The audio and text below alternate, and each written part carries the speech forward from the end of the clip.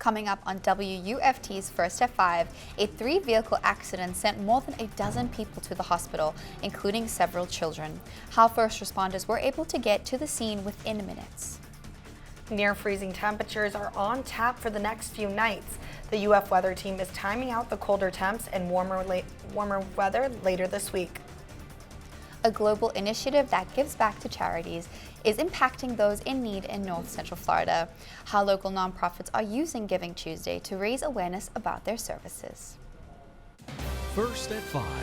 From the University of Florida's College of Journalism and Communications, you're watching WUFT News. 15 people, including a bus full of special needs students, were treated in local hospitals as a 3-car crash in Marion County happened this morning. This is WUFT's First at 5. I'm Daniella Rudolph. And I'm Cristina Santiago. The crash happened near the Marion County Fire Station near State Road 200. WUFT's Alexa Herrera is live in the studio. Alexa, the cause of the crash is still under investigation.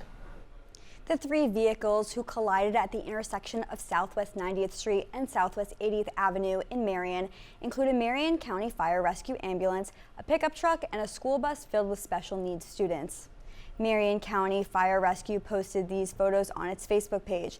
As you can see, first responders were hit and rolled over while responding to a medical call. A spokesperson said 13 to 14 firefighters were able to be on the scene in a minute and a half to aid rescue efforts. 8 of the students from Bridge to Hope Community Education Center were taken to the hospital as a precaution. 3 are being treated for minor injuries. 2 firefighters also had minor injuries and were taken to a nearby hospital, as were the bus driver and driver of the pickup truck. The firefighters were released and everyone is expected to be okay. I reached out to Bridge to Hope, but they did not want to comment at this time. FHP is still investigating the cause of the accident. Live in the studio, Alexa Herrera, WUFT News. Frigid air is moving through the area, with already cooler temperatures expected to plummet overnight. This is new video footage from outside of WUFT studios of UF students bundled up walking on campus. And in addition to the system impacting our area, a lake snow effect is hitting parts of the Northeast. In New York, some areas saw up to a foot or more of snow. The heavy snowfall is downing power lines and causing accidents. And drivers in Cleveland also had to navigate through snow-covered streets. Schools in Cleveland shut down today due to the storms. And while we won't see those conditions here in Northeast Florida, the temperatures are expected to drop to near freezing tonight. And the cold will continue for the next few days. UF forecaster Derrah is going to join us to tell us when we can see these temperatures warming up.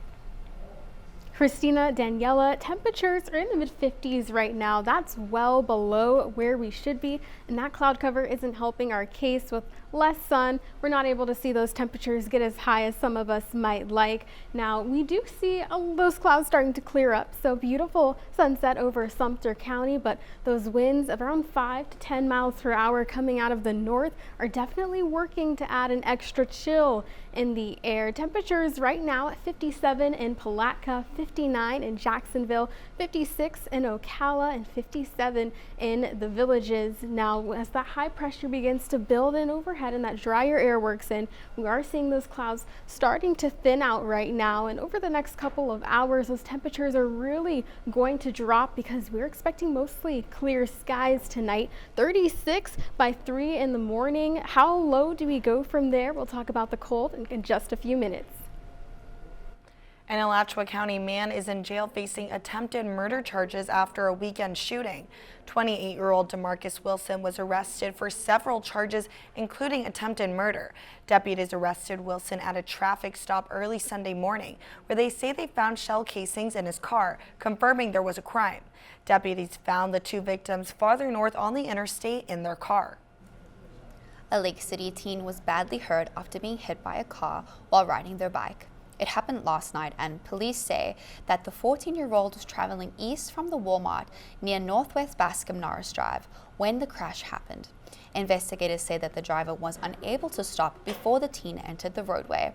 The driver did stay at the scene and is cooperating with police. The victim was taken to a local trauma center. Police are on the lookout for the man who robbed a Lake City Walgreens at gunpoint. A police report says the suspect entered the Walgreens on West US Highway 90 at around 6:30 Monday morning and asked to speak to a manager. The man told the manager he lost his ID in the store. When the manager went to check in the office, the suspect placed a handgun to an employee's back and demanded the manager to open the safe. After handing over the money, the suspect ordered the manager to look away while he left. No one was injured, but if you have any information, you're asked to contact the Lake City Police Department. Giving Tuesday is a day to donate to charitable organizations to kick off the holiday season. WUFT's Samantha Sydeski spoke to several local charities about how the donations help them serve the community. Giving Tuesday dates back to 2012 and is every Tuesday after Thanksgiving. This is a global initiative where thousands of nonprofits across the world raise money for their respective missions. The two nonprofits I spoke with outlined why their work is so important. After the turkey's been carved and Cyber Monday shopping is over, nonprofit organizations take their turn in the spotlight. For this Giving Tuesday, organizations are working to keep servicing the community. So Giving Tuesday is a critical day for us to not only raise money, but raise awareness for the work that we do here at Bread of the Mighty. Bread of the Mighty and Peak Literacy are just two of the local nonprofits who use days like today to raise the money to help those in need. Bread of the Mighty is really at a transition point. We're expanding the impact we have by not only providing food to the community, but trying to work to understand why people experience food insecurity. And Peak Literacy provides help to students who are struggling to read to get caught up to their reading level. There's actually about 1 in 3 kids in Alachua County, many of them and from the low socioeconomic level and also minorities, are not reading. Like, they're very, very far behind. The program pairs individual coaches to a student for 15 minutes a day, 5 days a week. When you're in 3rd, 4th grade and you can't read, it takes one-to-one intervention. You're just not going to like magically pick up a book and read. They have to go back and learn those basics. Costing an average about $850 a student each year, tonight the program is hosting their first Giving Tuesday event. Last year, 116 kids were served, and the organization aims to hit their goal of 250 this year. It's an easy thing to do for not a lot of money. If you're looking to make a difference this holiday season, it's not too late to donate. Peak Literacy is hosting a family fun night at PDQ from 5 to 8 p.m. Samantha Sydeski, WUFT News. And if you plan to contribute to your favorite charities this Giving Tuesday, be mindful of potential scams.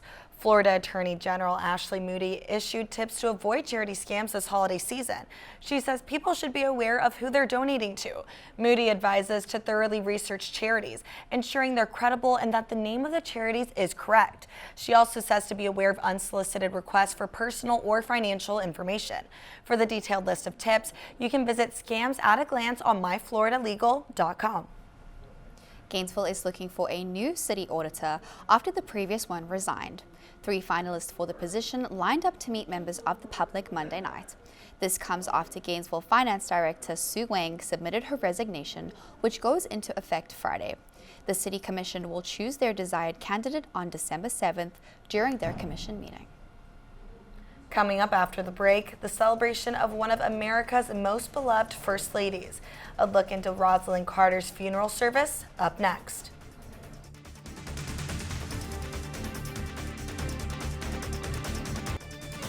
You're watching WUFT-TV News.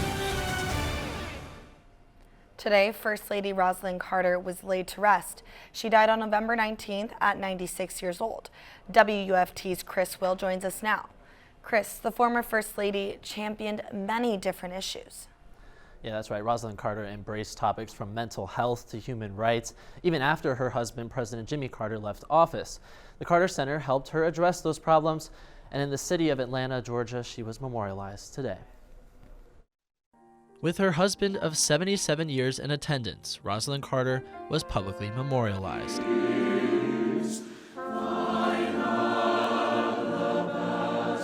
Family members and leaders from across the country gathered to remember the lifelong humanitarian and passionate advocate, a service that included a letter Jimmy Carter wrote to his wife. But when I see you, I fall in love with you all over again. Does that seem strange to you? It doesn't to me. Goodbye, darling. Until tomorrow. Jimmy. The Carter family announced that Mrs. Carter entered hospice care on November 17th. It's one of the mental health topics Mrs. Carter addressed at her yearly symposiums on mental health policy. She joined Mr. Carter, who has been in hospice care since February. The National Partnership for Healthcare and Hospice Innovation called the decision courageous. A private funeral will be held tomorrow in Plains, Georgia, the birthplace of Mrs. Carter in 1927, and where the couple lived after leaving the White House in 1981. Reporting live from the newsroom, Chris Will, WUFT News. FEMA says you may be eligible for financial assistance for losses during Hurricane Idalia, but you have to act quickly. The last day to apply for federal assistance is Wednesday, November 29th. People in over 18 counties across Florida that sustained damage related to the hurricane can apply for assistance via phone, online, or through the FEMA app for mobile devices. If you have any questions on whether you are eligible for FEMA disaster assistance, visit floridadisaster.org. As hurricane season comes to a close, state officials recap on Hurricane Idalia and its effects on our community. For a second consecutive hurricane season, Florida took a direct hit from a major storm. Although the season will end on Thursday, restoration efforts will continue for years in rural North Florida, particularly for people in the agricultural industry. Idalia did not cause the same levels of death and destructions the state experienced with Hurricanes Ian and Nicole both during the 2022 hurricane season. The State Division of Emergency Management Director Kevin Guthrie credits lessons from recent storms to help accelerate the recovery after Idalia. The good thing about what we've learned from lessons in the past for Hurricanes Ian, Irma, and Michael, Hurricane Nicole, is we were able to make Hurricane Idalia one of the fastest responses and now recoveries that we've ever done in the history of the state of Florida. Early projections put losses from Idalia between $3 and $5 billion.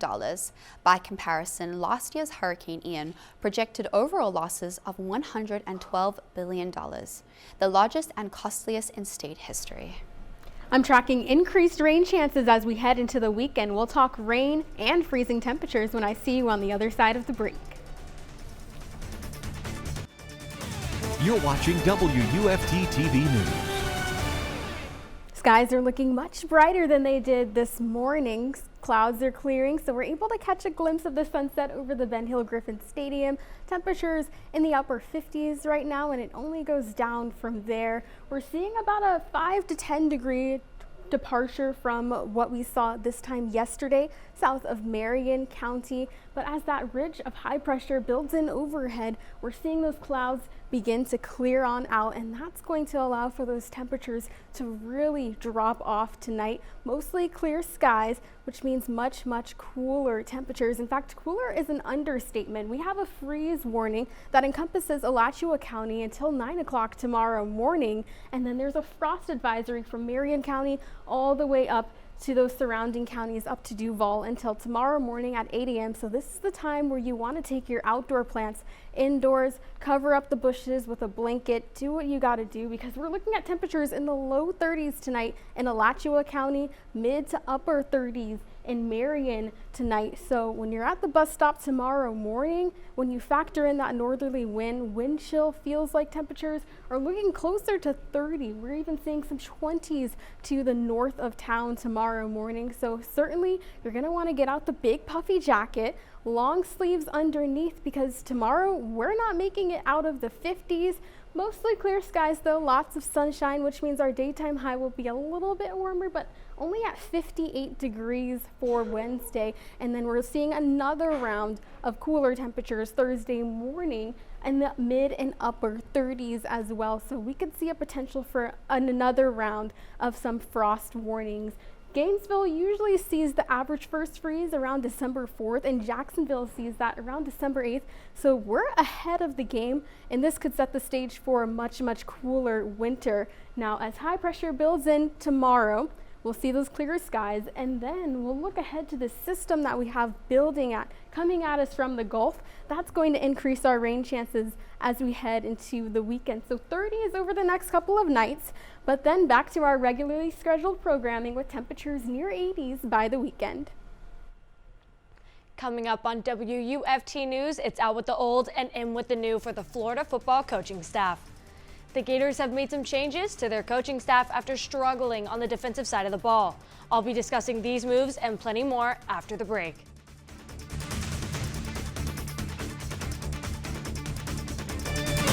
You're watching WUFT-TV News. Welcome into sports. I'm Madison Walker. Spring cleaning came early this year for Florida football as the team has made some changes to their coaching staff. Yesterday, the Gators parted ways with two coaches on the defensive side of the ball, an area where they struggled mightily down the stretch. Florida relieved co-defensive coordinator Sean Spencer and secondary coach Corey Raymond of their duties. This move comes after Florida allowed at least 39 points in 4 consecutive games and an average of 470 yards per game over their last 6 games. At the start of Florida volleyball season, the team was primed for a national title run. After a moment of adversity seemed to derail their hopes, the Gators needed a hero to right the storm. WUFT's Jessie Simmons spoke with Kennedy Muff about how she stepped up when the team's star player went down. Middle of the set, Stucky goes down, your name gets called, biggest crowd ever in the O-Dome and for you. What are your initial feelings and thoughts of getting thrown into that and you step on that court like, I'm ready to go? It was devastating because I think Stucky is my rock. I think she's the best setter in the nation, hands down. And so when I saw that happen, I was immediately devastated. I think I went into like a fight or flight mode. Like I kind of blanked out on everything else that was going on. That moment was really big for me because that was the first time that my family had been able to come to a Gator match, and my mom has been going through breast cancer treatments since February, and so she was in the middle of her chemo treatments, and she wasn't able to make a lot of games, and that was the only game that they were like, we're making it to because it was Wisconsin, and I think that moment was really big for me to be able to play in front of my mom at that time, having not been able to be with her for a while when she was going through everything. I know that these girls have my back, and in that moment I tried to stay as calm and collected as I could. Like the girls just like feeding my mentality of like, you got this. That has helped me like feed confidence into me, even if I'm not the biggest one out there. What is your message to the volleyball world to the end the rest of the season about the Florida Gators? We are a group that is just so unique. This group of girls is so special. Like you don't always find this. Don't give up on the culture, don't give up on us, because that grit and resilience will come to fruition throughout the rest of the season. The Gators will continue to lean on Muff as they continue their quest towards a national championship. Florida's men's basketball is coming off of another close loss this past weekend in the NIT tip-off. After handing Pittsburgh their first loss of the season, the Gators were defeated by number 12 Baylor 95-91. This was Florida's second loss of the season and the second in which they lost by 4 points or less. Head coach Todd Golden has praised the team's competitive spirit and hopes that it remains a part of their DNA. You know, they were up for the challenge. Obviously, we fell a little short, but you know, we kept that game pretty close to tied all the way through the second half. They hit some big threes, man, to kind of stymie our run. But to your point, we kept finding a way to keep it 1 or 2 possessions, and you know, some positives we can pull from that game for sure. Florida will look to bounce back as they hit the road to take on Wake Forest tomorrow night. And to wrap things up, former Gator running back Fred Taylor has been named a semifinalist for the Pro Football Hall of Fame. This is the 5th straight year that Taylor has been named a semifinalist. The finalists are selected of the weekend of the Super Bowl. You know, I'm really hoping he finally gets recognized because he's done so much for not only Gator Nation, but also the Jags as well. But you know, ladies, they say 5th time is the charm. Definitely. But something I do have to know, because I have to plan out my outfit tomorrow morning, of course. Obviously. What is the weather going to be like tomorrow? Cristina, you're going to need the layers tomorrow. Near freezing temperatures as you wake up. There is a freeze warning, so take your plants indoors. Layers will be needed throughout the day as we'll only be warming up into the upper 50s. We'll just have to get through this cold snap for the next 2 days, and then we're back into the upper 70s by the weekend. Thanks, Derrah. Well, the BBC News World is next, and the PBS News Hour is coming up at 7. But your Florida news is always on at WUFT.org. Have a good night, and don't forget to bundle up.